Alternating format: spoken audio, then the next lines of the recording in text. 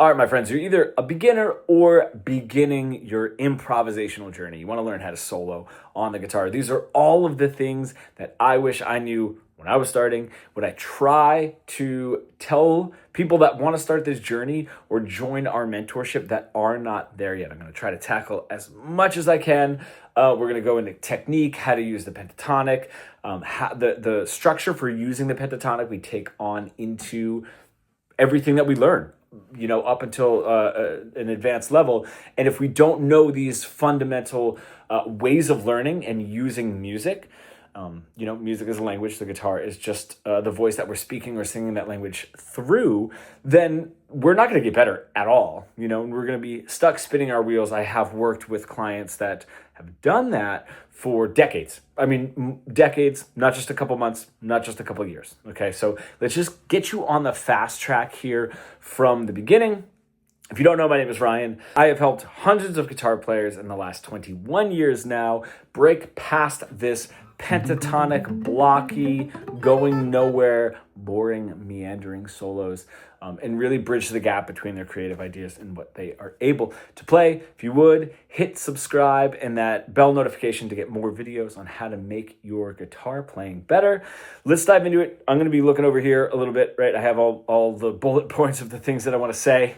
Like I said, this isn't just for beginners, but we're going to touch on a lot of beginner stuff that even if you've been playing for 6 months, a year and a half, 2 years, whatever it is that you may have missed, or need to go back and work on and get better. We can develop really bad habits if we don't have a good way of going about playing the guitar, which we generally don't.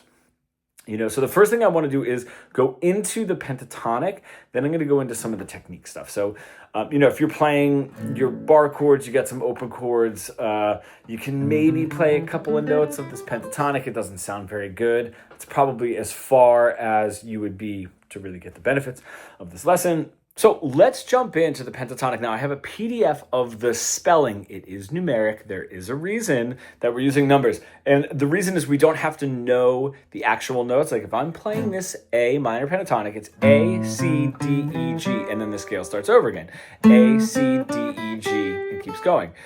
If I want to move this up to a B flat or a B, if I know the numeric spelling, which is in that PDF, I can move whatever it is that we learned today anywhere I want to any minor key. Okay, so that's the reason that we're going to focus on the numeric spelling, and that will continue on into whatever it is that we're learning way off into the future. That's why if you've seen like an F sharp 7, flat 9, sharp 11, right? These are the numeric spellings that you're going to see. So let's get into the spelling here. I have a root note which is also going to be referred to as the 1, flat 3, 4, 5, flat 7. And then the scale starts over again. 1, flat 3, 4, 5, flat 7, 1. And then the 8th fret of that bottom E string is a flat 3. Okay, so those root notes, those ones are always gonna sound like my home bass. All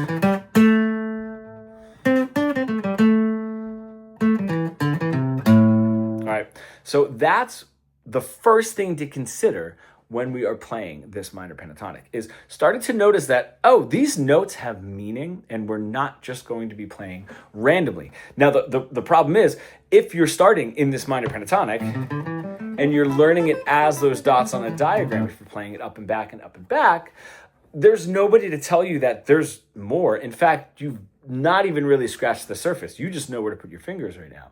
But to us, we think, that's it. Like that's the scale. That's the end of the end of this, and then it sort of becomes like, if I'm using the minor pentatonic, right? And this guitar player, Jimmy Page, is using the minor pentatonic. Why don't my solos sound like his? Or why do mine just sound rambly and I'm moving up and down? And that's what we are going to get into, starting with this root note. So even if you just play, I'm just going to play an A, if you're just going up and down the scale, stop on those ones, right? If you need a little help, it's the 5th fret of both E strings, and then the one in between is the 7th fret on the D string, okay? You're just gonna go stop on that note, hear it out, stop on that note, hear it out, right, in that PDF where it says 1 or root note, okay? So here we go. I'm just going to play in A minor. Just get used to that. Go ahead. Whatever rhythm you want. Doesn't matter.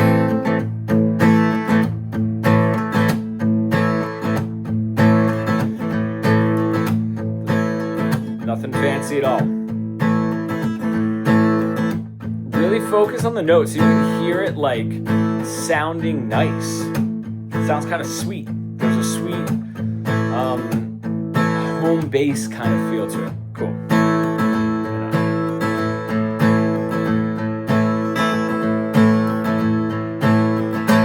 Awesome. All right. Just a great way to start using our ear and understanding music as we're getting into these random dots on the diagram that now we've learned.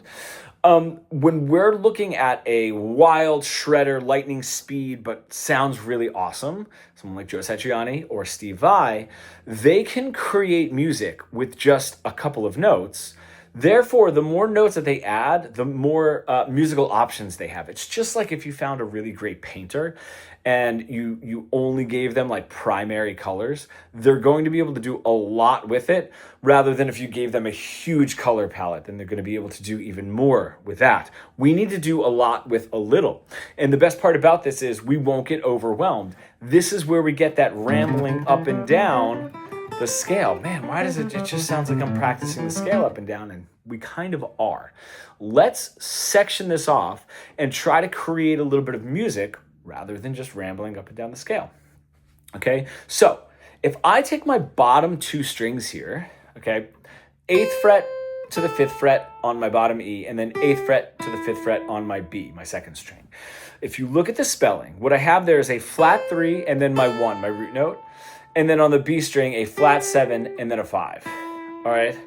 What's going to happen is if you look at that spelling where you see the 1, so the root notes, on either side is going to be a flat 3 above or the next note in the scale, sort of ascending, right? Is if I have my root note, the next note in the scale is going to be a flat 3. If I have my root note, the preceding note, the note before, is going to be my flat 7. This creates a little tension. This gives us a close but not close enough feel. So we can build a little bit of tension. That means that really nice, sweet home bass sound that we got from our root note, we can make that wanted, right? And how we're going to do that is play a very simple 2, 3, 4, 5 note, whatever it is, phrase that ends on either a flat 7 or a flat 3.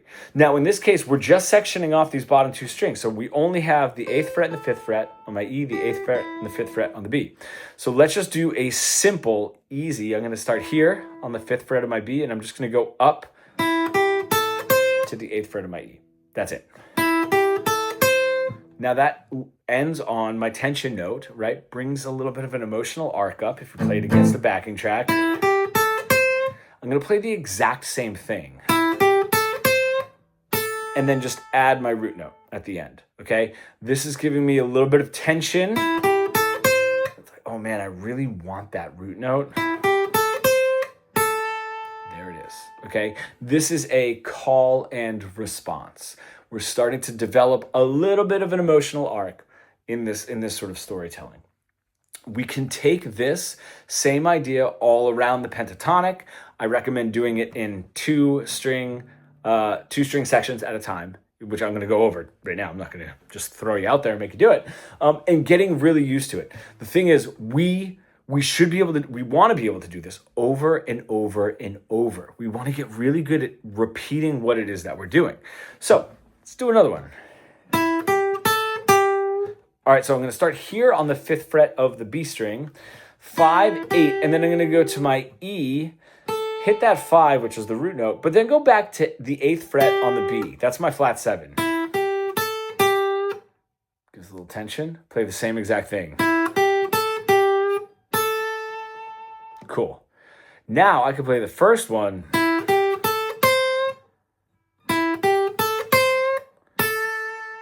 And then the next one.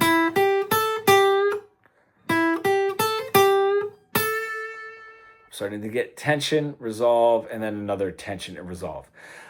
When we get really good at directly repeating what we did, so the call is the same exact as the response. We're just adding that root note in.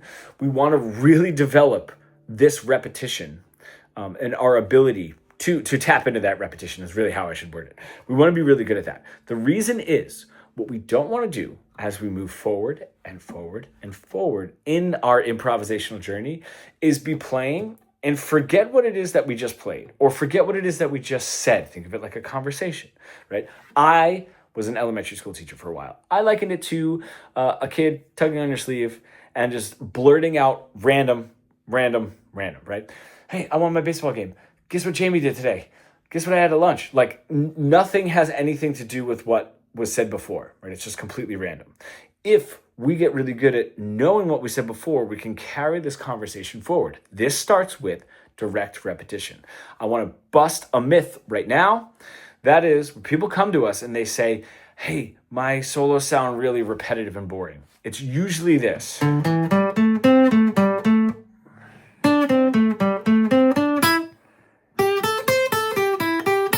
Now, in our mind, in this early stage of our improvisational journey, we think that that's repeating, repetitive, boring, right? It is boring, right? But the thing is, it's actually not repetitive enough because it's much more of a rambling, right? It reminds me of if somebody were to say, if I were to introduce myself, hi, my name is Ryan, right? The next person, hi, my name is Mark. Next person, hi, my name is Jonas. Are we repeating each other? Not really. Because no one's saying anything interesting, and that's sort of what's happening here.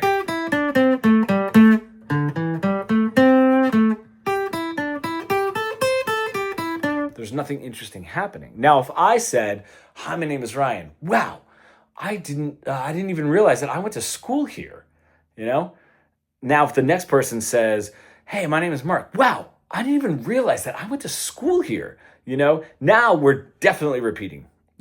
Or Mark is definitely repeating me because that is something that is more interesting and then we're saying it. So we want to get good at repeating the exact same thing and getting interesting as we're speaking or playing these phrases, sort of like that. Introduce yourself or dive a little bit deeper into like, wow, I forgot that I went to school here. Whatever the phrase is, I just kind of picked something random. It makes sense, all right? It probably wasn't the best example, but it doesn't matter what I said. You understand what I'm saying. So if I have this,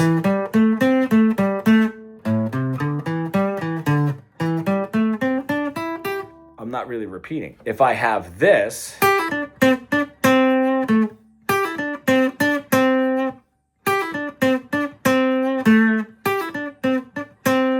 now I'm getting a little bit closer to that repeating because that is more interesting. Why? The rhythm of what we're playing. So now if I were to go to those bottom two strings and just do that first phrase, cool, same thing again. All right. There's a little bit, the major lack of interest there, one of them, is going to be the rhythm, the main one.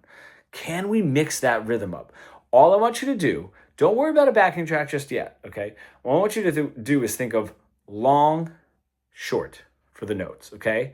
And I want you to play it. Now we have four notes, 1, 2, 3, 4, and then the same 4, 1, 2, 3, 4, and then the resolve. Pick one of those notes to play longer.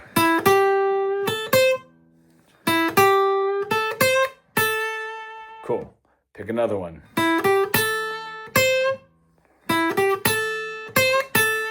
All right. Just mix those up, then play a couple long and a couple short. We only have 4 that we're really picking from here, and start making it a little bit more interesting. Now, like I said, we don't want to be stuck in those bottom 2 strings. Let's move to the middle 2 strings now. We're going to take these 2 concepts there.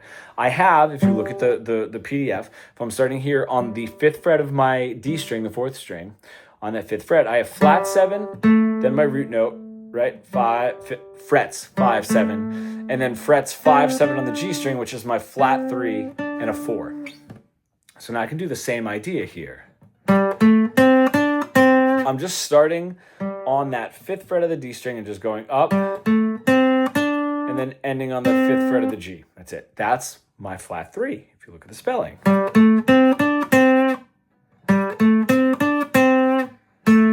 Add your root note there, right? The 7th fret of the D string. Same idea. Play a couple of those notes.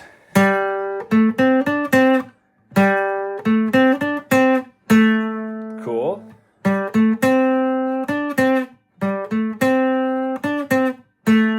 You could hear how just playing one of those notes longer and then repeating it and then playing it again but changing the note that's longer is going to start sounding different. Those licks are going to start sounding different.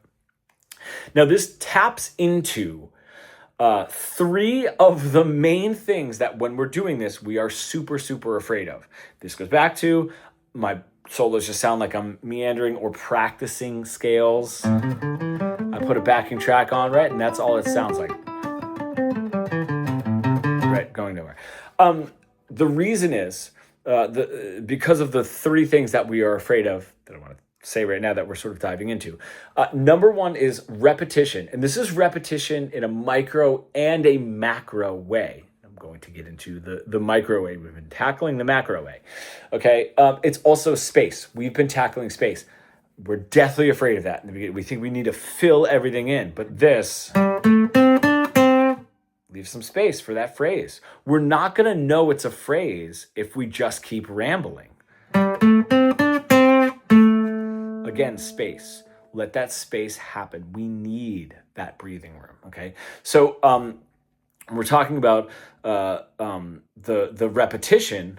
The first that we're afraid of is repeating the same phrase, which is what we were talking about. We need to. Otherwise, hi, my name is Ryan. Hi, my name is Mark. Hi, my name is Jonas. No, we need to say something a little bit more interesting, okay? And then directly repeat that, right? So we're not just drifting off into nothing land, right? Or the little kid, tugging on the sleeve. So the other factor that we haven't touched on yet is repeating the same note. So if we have these phrases, if I go back to my very first one, 5th fret of the B string, 5, 8, 5, 8, great. But this is pretty reminiscent of playing the scale, ascending and descending, right? We're going in one direction, we're always going to the next note, okay? So just play one note a couple of more times. This is great because when we were doing this, okay, and they said, oh, play one note a little longer. Cool, that changes things. I don't have to add anything more than just playing 1 or 2 or 3 of those notes now more than once. So now just saying like, okay, I'm not going to play every single note 1 and 2 and, right? I'm going to do, okay, great. Or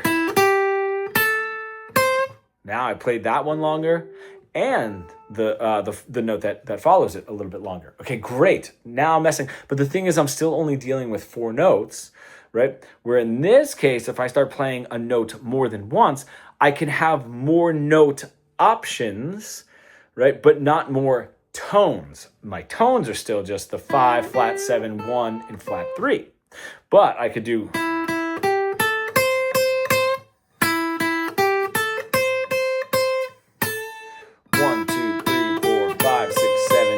right? Okay, great. I have those 8 notes, okay? Now, I'm not doing anything that is that much harder. In fact, it could be easier in the stage that we're at now because I get to stay on one note for longer. Now I have more options to change longer note, shorter note, play it faster, play it a little bit slower. Now I have 8 options to do that, 8 times to do that, mix and match, without making it any harder. In fact, I might be making it a little bit easier. Now, the only thing that happens here is this is going to start training our brain to, can I play that? And that's going to be a little bit longer and a little bit more extended. Can I play that, mix and match those rhythms, and directly repeat it? And then, right? And then resolve it. That's going to be the hard part. Again, all training that part of our brain. Take it to 5, 5 notes, 1, 2, 3, 4, 5, and then the same 1, 2, 3, 4, 5, and then resolve it, right? The second example that we did. All right, what if I did 2? Maybe I'll just do 2 each. Cool. All right, now I can mix and match and mix and match all of those, right? And I have more and more options.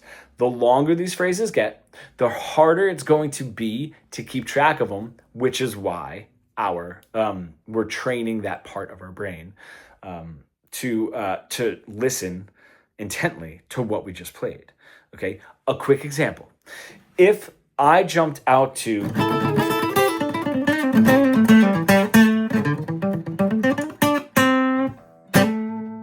it sounds, when we're starting, like I'm just going to play. I played a blues note in there too, right? I'm just playing that scale up and down. That's not the case. These are the phrases, the very phrases that we are working on now, right? And building blocks and getting to strung together. Like when you go to another country and you hear somebody speaking very fast in a language that you haven't heard before, it just sounds like one massively long sentence. You know what I mean? And if you know the language, you can decipher where the punctuation is. But if you don't know the language, you can't. And that's what's happening here. We don't know the language, so it just sounds like blah, blah, blah, blah, blah, but it's really not. And then when we try to mimic it, man, why doesn't mine sound good? Well, that repetitive part of our brain that we're strengthening is moving so quickly, just like when you're speaking a language. If I go to Spain and I try to get back into speaking Spanish, it just takes me so long and I have to really focus on what I just said and I don't really know it. If we know the language, this stuff just sort of spills out of us, okay? So to really reverse engineer the idea of, hey, it just sounds like I'm running up and down scales, what are we doing? Consistent rhythm. 1 and 2 and 3 and 4 and nothing interesting at all happening there. Cool. All right. Just ascending and descending, right? That's it. Ascending up, descending back, right? So even if I do it in just a section, it just sounds like an exercise now, okay? Because I'm just ascending and descending. So when we're adding, already we're getting away from that because I'm playing a few notes more than just once and just ascending and descending, okay? And then the next thing is space. There's no space there. So just starting with those ideas is going to be absolutely fantastic. We've reversed engineered it. I want you to start working on those principles now to really start this journey and start small. This is the other thing, and this actually ties right into what I want to get into with technique, which is great, is if let's just say I want to lift 250 pounds, okay? I'm not a very big person, so that's going to take me a long time. If I just put 250 pounds on a bar and put it on the ground and go to deadlift it, I won't be able to do it, okay? I could come back every single day. I won't be able to lift it. I have to start, and then what? 6 months, a year, 2 years, 5 years, doesn't matter what it is. I'll never be able to lift that. If I start small with a smaller weight that I can lift and train up to 250 pounds, I will get there way faster and actually get there. This is the same thing. Start with these short phrases and don't just try to jump into, why don't my solos sound good? I don't understand. Start with just those 4 notes. Start with just 2 notes, and really break it down to the simplest form. When we are talking about rhythm, I'm going to get into the technique right after this. The rhythm. If the rhythm is a problem, which it usually is for a lot of people, let's take no choice away. We're not, okay? So you've established this tension, release. Fantastic, and you're maybe messing around with playing a couple of notes, more than once. You're messing around with a couple notes longer, a couple notes shorter. Start now here. Let me see. I got my metronome here. I'm putting this on 90 BPMs. I'm going to show you how to come up with better rhythms. Now we're going to take the note choice away, not worry about the call and response. And we're just going to play one note. Doesn't matter what it is. Okay, so here's my metronome. Trying to get it. This is sitting like right on my laptop, so it might be like way louder and kind of annoying. Okay, that's my metronome. If I tap my foot, now there's an easy way to think of boring rhythms. It's on that strong beat. Those are my strong beats. 1, 2, 3, 4. That's going to be my strong beat. If I play those, nothing interesting is going to happen. Now, if I do the eighth notes, 1 and 2 and 3 and 4, and again, nothing interesting is going to happen. Now, the ands, the in-betweens, 1 and 2 and 3 and 4 and are the weaker beats, okay? There are 16th notes, 1E and a 2E and a 3E and a 4E and a, right? And all of them are mixed and matched to strong beats and weak beats. But we're not going to dive too deep into that. Simply do this. You pick one note, okay? I'm just going to play the 5th fret of my E string. And you're going to tap your foot with the metronome. And you're going to try to play a couple of notes on the metronome drop, like on your foot drop, like the metronome clicks, and a couple of notes not on the metronome click, okay? And you can do it with your foot tap. So tapping my foot along.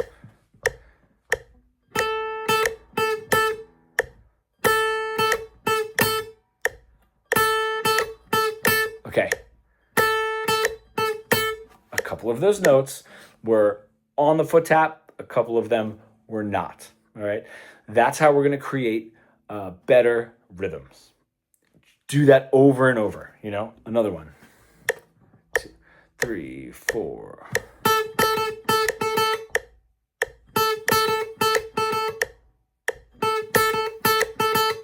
That one. That one, same thing. It was, I mean, really on the foot tap was only on the 2, right? And it just simply had a mix, and I'm trying to be as interesting as I possibly can with just one note of foot tap, in between the foot tap, right? We all can do it. I know that we all can do it. We do not have to just be stuck with like,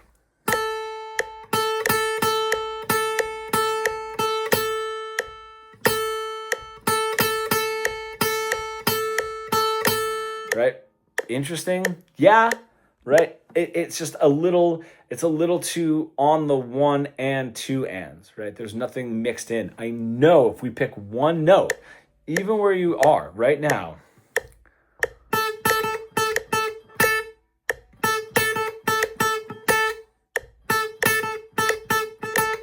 I know you'll be able to come up with something cool. Then, when you're doing that, you can start taking that into your call and response, Now, what I was saying technique-wise, if I want to go faster, in this case I was talking about learning, you know, if I want to go faster, get faster, I'm going to think of the same thing here. If I just grab a guitar, right, and try to play that pentatonic, that's not going to sound good. If I try to do my exercises,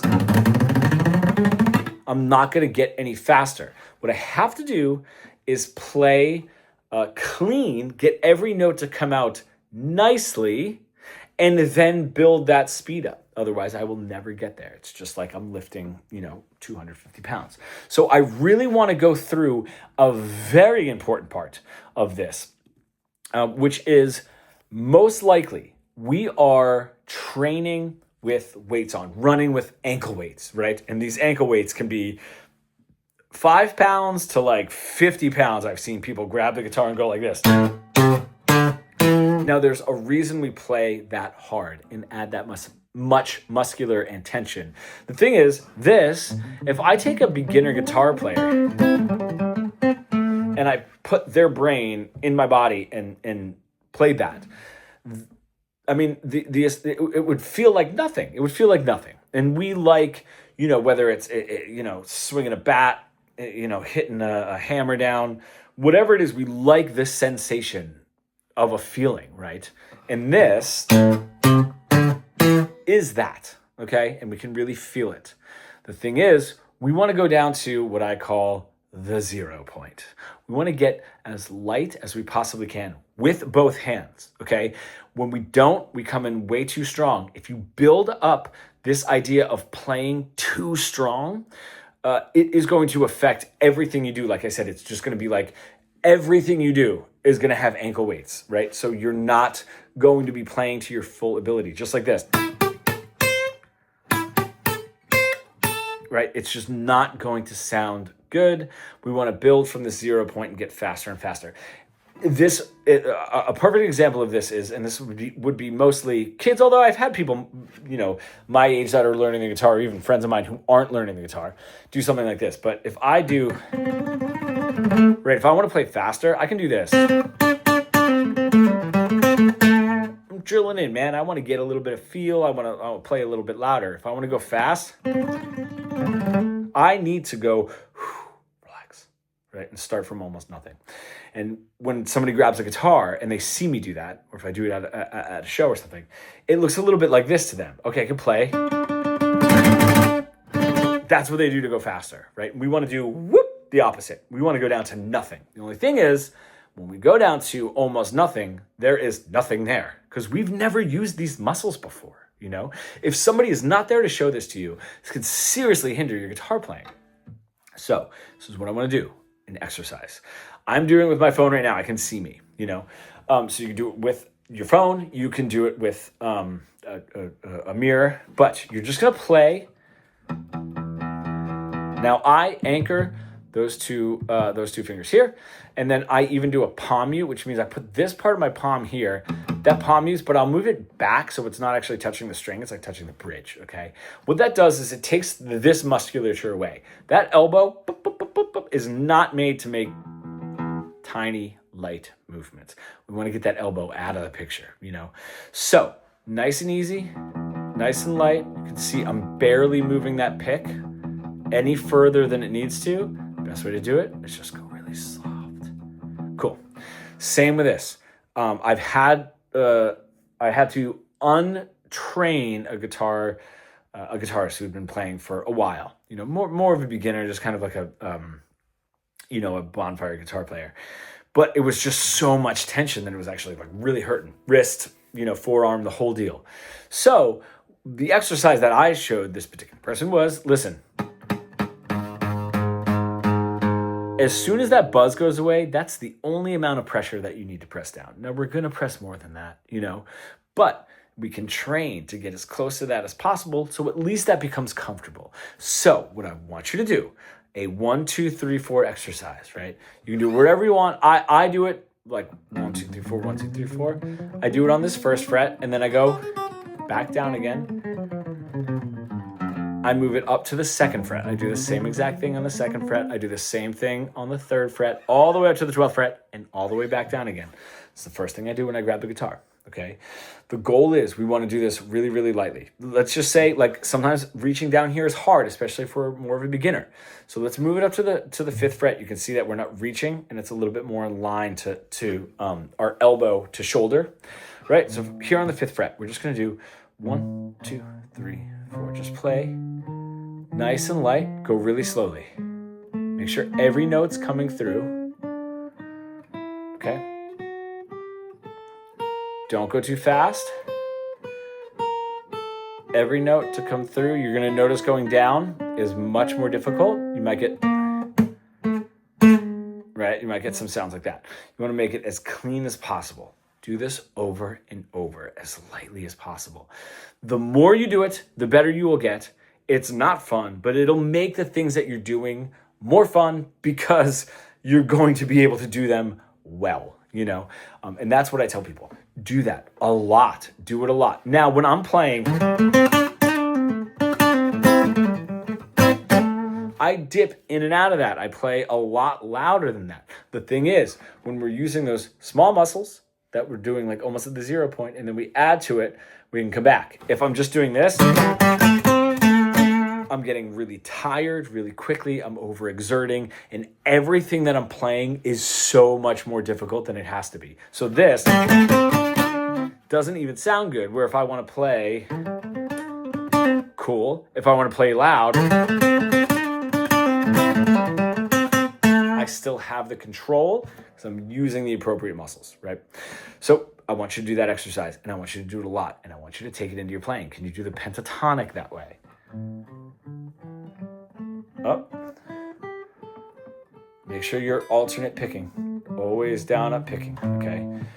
Do it over and over and over. I promise you it'll get better. Now, that being said, everything that we've done up to this point, the interesting rhythms, the call and the response, building the tension with the flat 3 or the flat 7, dropping the tension with my root note.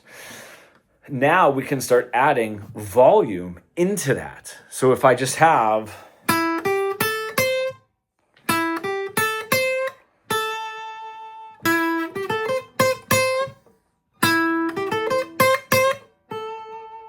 just adding a couple of the notes, making the rhythm a little bit more interesting, and then playing a couple notes loud and a couple notes soft is going to make just that lick that much more interesting.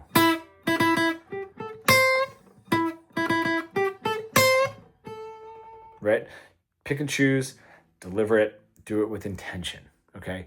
You don't have to play the right note loud and the right note soft. There is no right note. Just do it with intention. This is really, really cool. So now we have these volume swings. We have a mix of really cool rhythms, call, and response, right? There's a lot here. The next thing to tackle, okay, that a lot of people have a lot of issues with because it's something that they never work on, especially in the beginning. Metronome. Just put this metronome on. Now I cover my strings here. Put this metronome on. Now I do a swipe down. I like doing it to just this click sound because I can hear if I'm a little ahead or a little behind. Doing that a lot is just going to get you so well in time where you're going to be able to play within this backing track, whatever it is at your jam session, whatever it is, really, really well because your sense of time is going to be really good. That's all I want you to do. And then you can lower it. I had that on 90 BPMs. Lower the metronome down to 80, down to 70, down to 60. It gets really hard the slower it goes. There is a multitude of exercises that you can do for your time with the metronome. Don't do any more than this. It's going to sharpen your time. And then as you progress, you're going to add more. You're going to add cooler timing exercise routines. So that's all that you need to tackle as far as your timing is concerned. If you do that, it is so beneficial. And so many people do not do that. Be creative with all of this. Creative with your rhythms, your delivery, the volume dynamic. What notes you're going to play longer, what notes you're going to play shorter, whatever it is, just be really, really creative. If you take what we did in this lesson, you should be able to do this over and over and over without getting bored. Notice if you can. If you need to record yourself, that's fine too. All right, because it's hard to do in real time sometimes when you're just starting. But notice, am I doing one thing too much? Am I doing the same rhythm too much? And so on. But there is so much creativity that we can do with everything that we've learned. Now, once that really starts to set in, there's one extension. So make sure you're doing that. I'm going to put this right in this video. There's another extension to this. And that is part of the storytelling. When we're building up that emotional arc and dropping it, building it up with the tension and dropping it, I can add one more element. And that is ending a phrase on a 4 or a 5. If you look at the PDF, you look at the spelling, okay, because we have a 1, flat 3, 4, 5, and then flat 7, and then it starts over again. 1, flat 3, 4, 5, flat 7, 1, and flat 3. Those 4s and those 5s get a really great, I sort of call them expositions in our storytelling. What does that mean? It's not going to take the tension away. If I have a lick, right, I got that tension's not going to disappear until I give it the resolution. But if I do have tension, now I'm landing on the 5. It doesn't wipe the tension away. it's sort of, it's not going to push the tension up either, right? If I land on a tension note, a flat 3 or flat 7, and then play another lick that lands on a flat 3 or flat 7, it pushes that tension a little bit higher and a little bit higher, and it gets like really tense, right? If I don't do that and I just do flat 7, tension, all right, now I'm sort of, all right, it's almost like asking a question and then sort of explaining why you asked the question, right? There's still, the answer's not there yet. You're just giving exposition on the question. Now this happens with the answer, the response. Okay, tension's gone. Lick that ends on that 4. That's my 4, the 7th fret of my G.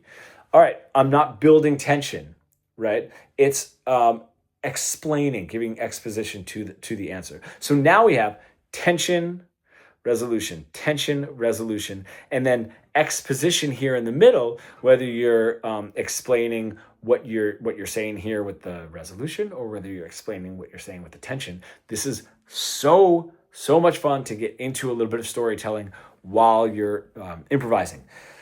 If you're not saying anything, that's what these meandering, boring solos are. Now you're starting to say something. And this is what we love about our favorite guitar players, is that they are saying something when they're improvising or writing their solos, right?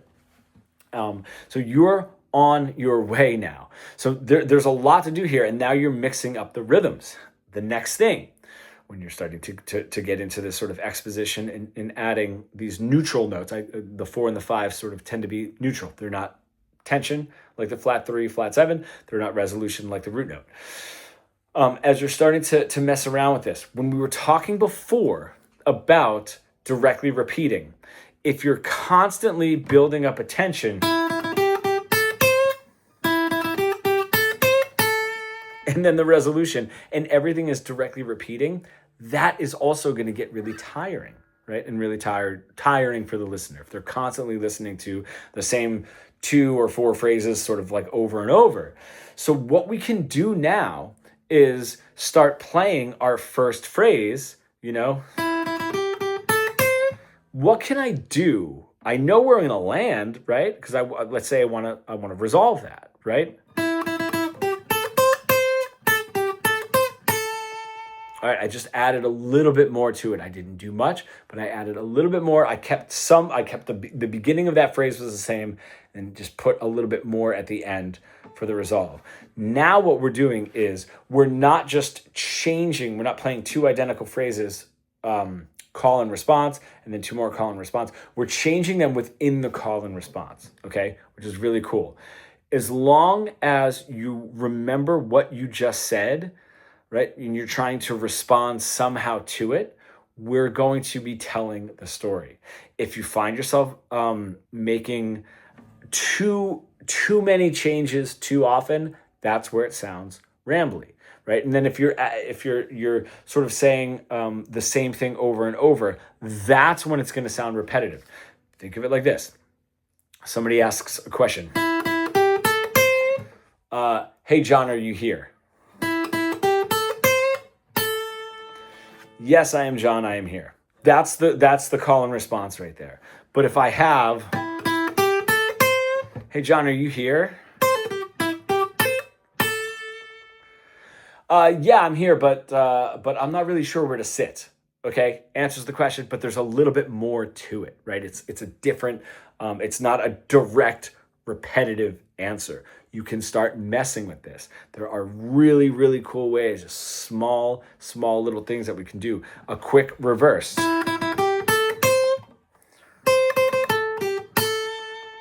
All right, I was going up, same rhythm, back, just descending, right? What notes you're making longer and shorter. This gets great because if I'm coming in now,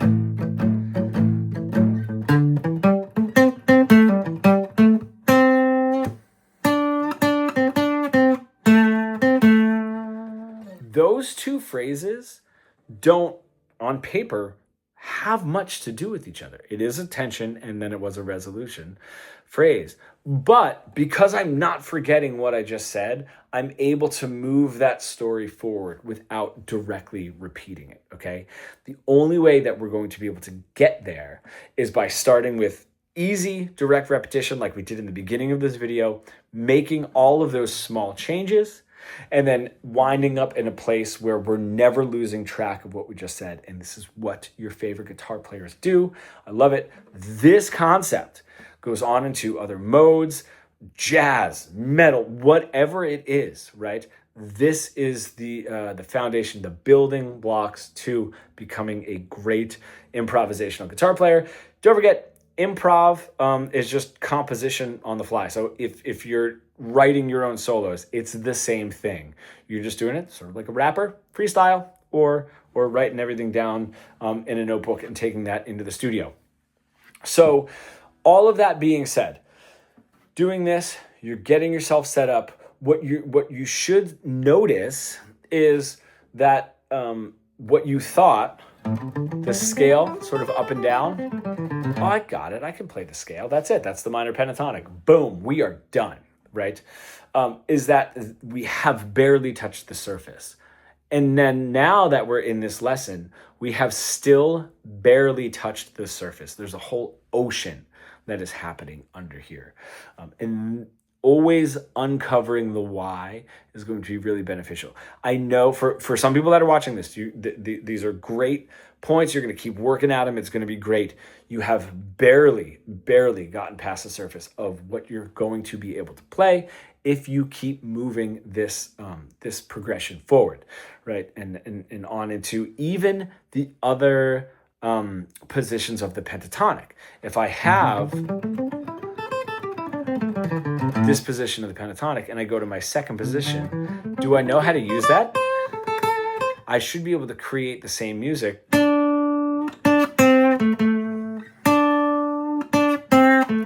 in these other positions and make that all over, right? All over the guitar, okay? And that's just one key and one minor pentatonic. And then we're moving that all over the fretboard. We do that with modes. We get into really advanced stuff like songs that break keys, sweep picking, whatever it is. This is going to set you up to get there. And if you are going through this and you feel like you're ready for our mentorship program, you really want to bridge the gap between your creative ideas and what you're able to play, becoming fully fretboard fluent, you can comment pro below and I will reach out to you. But also in the description, you can book a call. I have a Calendly link. So you can book a Zoom call and we can go over it. We can see if you're a fit. We vet everyone that joins the program, but if you're going through this video and you really like it and you want to efficiently, not just saving a bunch of time, but saving a ton of money, get to your goal of sort of mastering improvisational guitar. That is what we do. So if you feel like you're ready to make that jump, you can book a call in the link below or just comment pro. We can have a conversation. My email is also in there. If you want to email me, you'd rather do that. To be honest, you can reach out, DM on any of the social media platforms as well. I hope this was really beneficial for you. I know this was long. This is what I really wanted to get down to some really great stuff. So you're not just wasting your time rambling up and down this pentatonic and you're starting to put this to use. Thank you guys for watching. Again, if you hit the subscribe and the bell notification to get more videos to make your guitar playing better. And I will see you guys in the next one.